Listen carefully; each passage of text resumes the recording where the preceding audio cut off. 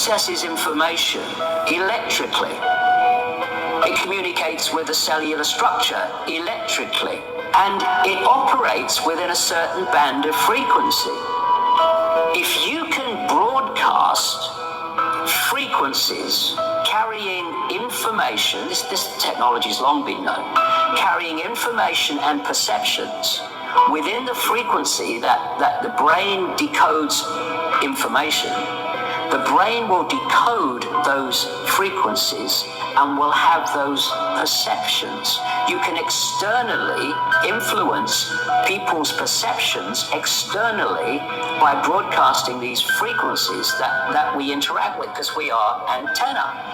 The sad reality is that where we now play our music is in A440. Where did that come from? It used to be 417. A440 came in with the Roman Catholic Church. They suppressed the frequencies. They lost somehow the 152 of the best Gregorian chants, including the hymn to St. John the Baptist, which we've now recovered. That particular hymn was what triggered Dr. Palaio's investigation, looking for those frequencies, the vibrations by which the music was played. It was known as the most uplifting hymn of all the ages, the most spiritually uplifting hymn. Hymn to St. John the Baptist was played in 6 tones. These are those 6 tones. These are those 6 frequencies. And so the A440 is what now is the standard tuning. If you go A439, you're closer to one of the Creator's tones. If you go A441, you're closer to one of the Creator's original tones. That's how precisely it has been manipulated. To do what? To shut down 95% of your brain, particularly the right brain that operates the heart-mind to the divine human community. Some decades ago, there was a guy who worked out the frequencies of different emotional states. This is long ago. I mean, it's very, very sophisticated now. So every thought, every emotional response is a frequency. It generates a frequency, and it is of itself a frequency. Hate is a frequency, and it's different to love. You know, when you are in a room and there's lots of aggression and conflict and hatred, you feel it. What do people say? Oh God, you can cut the atmosphere with a knife in there. That is because the frequencies of hate and conflict have been so generated, they have changed the electromagnetic field of the room. When you go driving your car and your channel on the radio is tuned to a station and you're grooving to the music, you're low loud music. As you get farther and farther away from the broadcasting tower, that music gets static.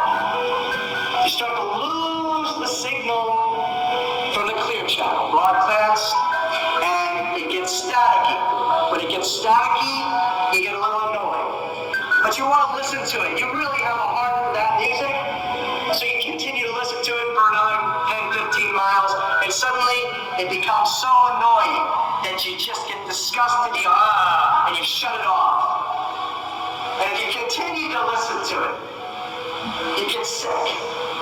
That's what we're talking about here.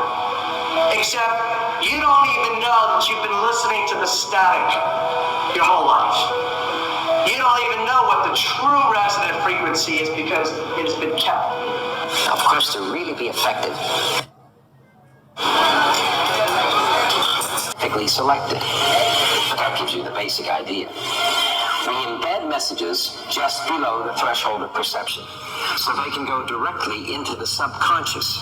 They can play across a community these frequencies without anyone knowing, and it starts to have an effect, and it starts to build rage, it starts to build anger, and people might not realize why they're feeling it, but they start feeling.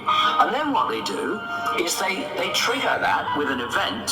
Maybe some guy is attacked by the police or something, or somebody's arrested for something they didn't commit, and now there's a trigger. The blue touch paper's been lit of this manufactured frequency-driven rage, and you have mass riots and what have you, and people do things that they wouldn't normally do. So in other words, the master composer, master conductor of the universe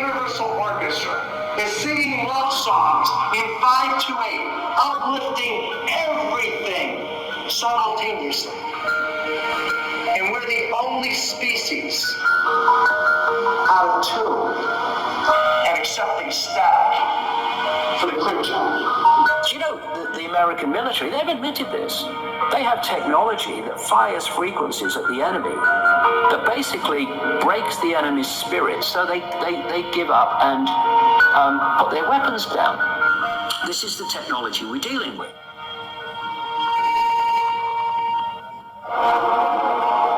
Imagine your life is like a container. You were created to be filled with joy, peace, confidence, creativity. But if you allow worry in, it pushes out the peace. There's not space for both. You can't go above 100%. You have a limited amount of room. If you allow guilt to take up space, that's space that you don't have for the confidence you need. And the reason some people don't enjoy their lives is because their container, their heart is contaminated with so many things. They have 10% worry, stressed out over their job, 12% bitterness, mad at their neighbor, 20% guilt, beating themselves up for past mistakes, 9% jealousy, their coworker is more beautiful. They don't realize 70% of their container is negative.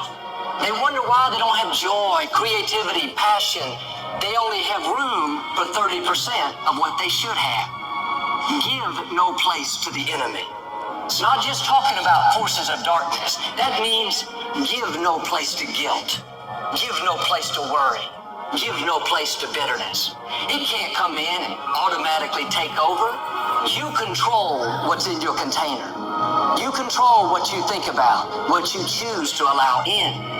And we all have negative emotions, negative feelings. You have to make the choice. I'm not going to give this jealousy, this bitterness, this anger, valuable space and let it poison my life. I'm going to protect what I allow in me. And every morning when we wake up, we need to empty out anything negative from the day before. Somebody offended you at work. They didn't treat you right. It's easy to let that offense stay. Feels good to carry around a grudge, but you have to be disciplined. Say, no, I am not giving this offense any room. I am not going to let it sour my day. They hurt you once. Don't let them continue